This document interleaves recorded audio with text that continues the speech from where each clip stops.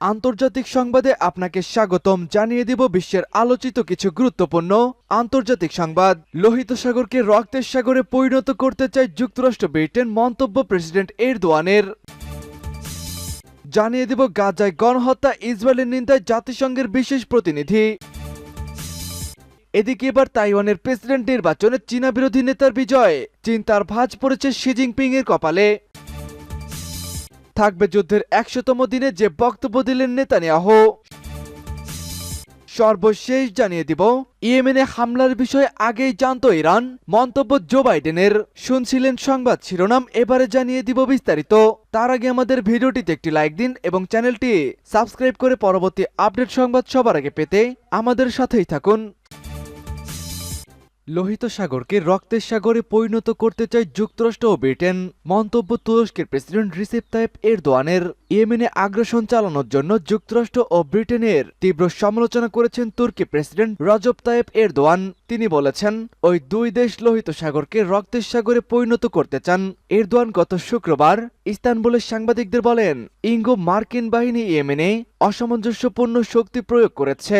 তিনি গাজা উপত্যকায় এই ধরনের শক্তি প্রয়োগের জন্য ইসরায়েলকে অভিযুক্ত করেছেন। তুর্কি প্রেসিডেন্ট আরও বলেন, শুক্রবার ভোররাতে যে হামলা হয়েছে তার বেশিরভাগ ক্ষেপণাস্ত্র ইয়েমেনের আকাশ প্রতিরক্ষা ব্যবস্থা আকাশেই ধ্বংস করে দিয়েছে।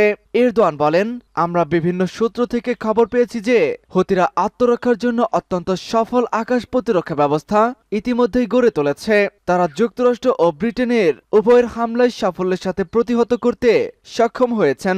এর আগে শুক্রবার ভোররাতে যুদ্ধবিমান, রণতরী ও সাবমেরিন থেকে ইয়েমেনের বিভিন্ন স্থানে একযোগে হামলা চালায় মার্কিন ও ব্রিটিশ বাহিনী। গতকাল শনিবার ভোরেও তারা হামলা চালিয়েছে, তবে এদিনের হামলা থেকে ব্রিটেন বিরত ছিল। গাজা উপত্যকায় ইসরায়েলের পাশবিক গণহত্যার জবাবে ইয়েমেনের সেনাবাহিনী ইসরায়েলের সাথে সংশ্লিষ্ট জাহাজগুলোতে যে হামলা চালিয়ে আসছিল তার জবাব দিতে যুক্তরাষ্ট্র ও ব্রিটেন এই হামলাটি চালিয়েছে। হুতি কর্মকর্তা আব্দুল কাদের আল মুরতাদা সামাজিক যোগাযোগ মাধ্যম এক্সের পোস্টে জানিয়েছেন, ইঙ্গো মার্কিন চক্র ইয়েমেনের রাজধানী সানা, হুদাইদা, সাদা ও ধামরা শহরে হামলা চালিয়েছে।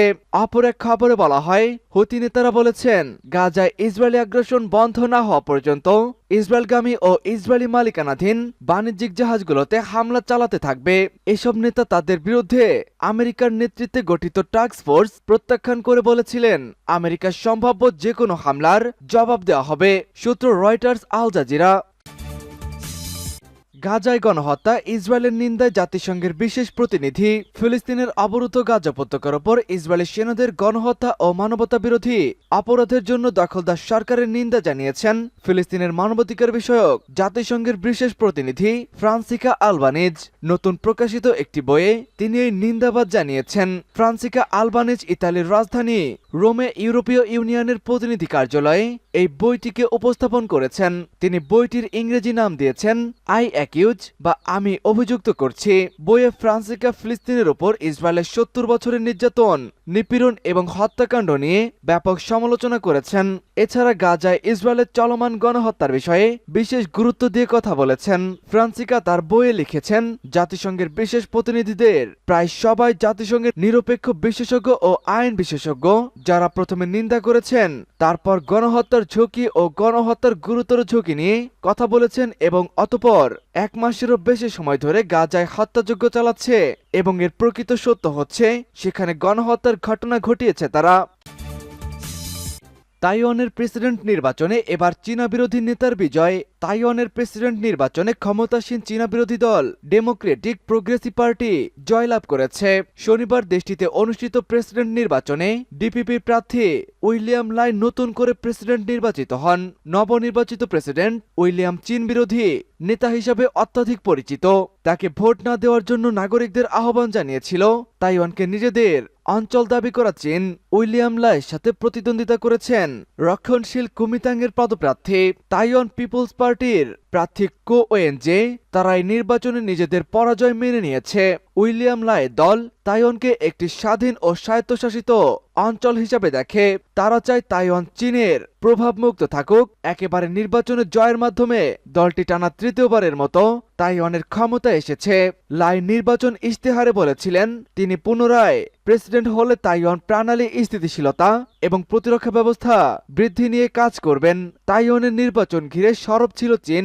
তাইওয়ানের প্রতিরক্ষা মন্ত্রণালয় শনিবার জানিয়েছে, নির্বাচনের দিনও তাদের ভূখণ্ডে বেলুন উড়িয়েছে বেইজিং কর্তৃপক্ষ। যুদ্ধের ১০০তম দিনে যে বক্তব্য দিলেন নেতানিয়াহু।